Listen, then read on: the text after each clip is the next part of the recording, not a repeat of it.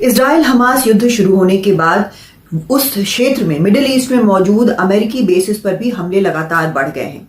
7 अक्टूबर से लेकर अब तक 170 से ज्यादा अमेरिकी बेसिस पर या अमेरिकी सैनिकों पर इलाके में हमले हुए हैं। अमेरिका ने भी जवाब दिए हैं और माना यह जाता है, पुष्टि इस बात की हुई है, कम से कम 30 विद्रोही जो हैं उनकी मौत हुई है।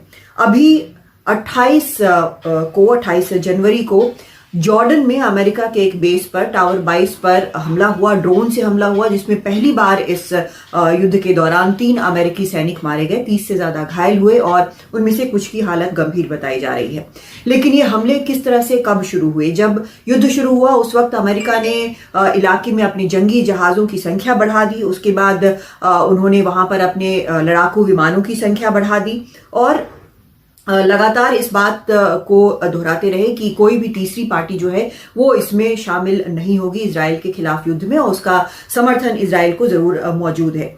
लेकिन 18 अक्टूबर को जो हमला हुआ था उससे वो बड़ा हमला था और इसमें इराक में अल असाद एयरबेस है अमेरिका का, जिस पर ड्रोन से हमला हुआ, फिर बैलिस्टिक मिसाइल से हमला हुआ, जिसमें 8 सैनिक घायल हुए। अल तन्फ बेस पर भी उसी दिन हमला हुआ। इस्लामिक रेजिस्टेंस ने फिर 8 नवंबर को इराक में अल हरीर एयरबेस पर हमला किया, जिसमें 3 अमेरिकी सैनिक घायल हुए।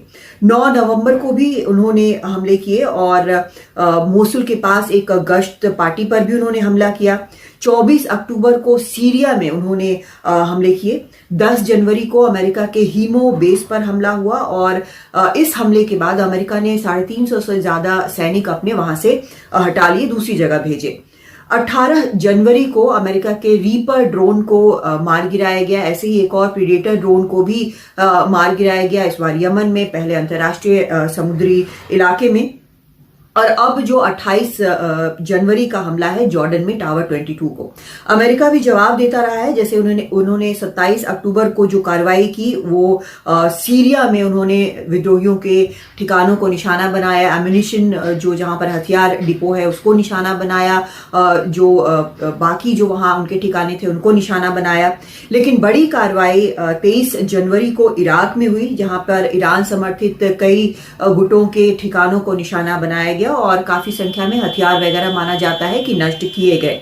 लेकिन 2 फरवरी को उन्होंने जो इस्लामिक रेजिस्टेंस है उसके ठिकानों को निशाना बनाया, क्योंकि 3 सैनिक मारे गए थे। तो प्रेसिडेंट जो बाइडेन ने साफ तौर पर कहा था कि ये बिना जवाब दिए इसका वो नहीं मानेंगे। तो अब जो जवाब दिया गया है वो कार्रवाई हुई है इराक और सीरिया में। तो अलग अलग 85 ठिकानों को निशाना बनाया गया, 125 प्रेसिशन एम्यूनिशन यूज किए हैं। प्रेसिशन एम्यूनिशन वो होता है जिससे एक सही ठिकाने पर जो फीड किया जाता है कंप्यूटर में, उस हिसाब से वहां पर वो निशाना करता है और इससे सिविलियन कैजुअलिटी होने का खतरा काफी कम हो जाता है।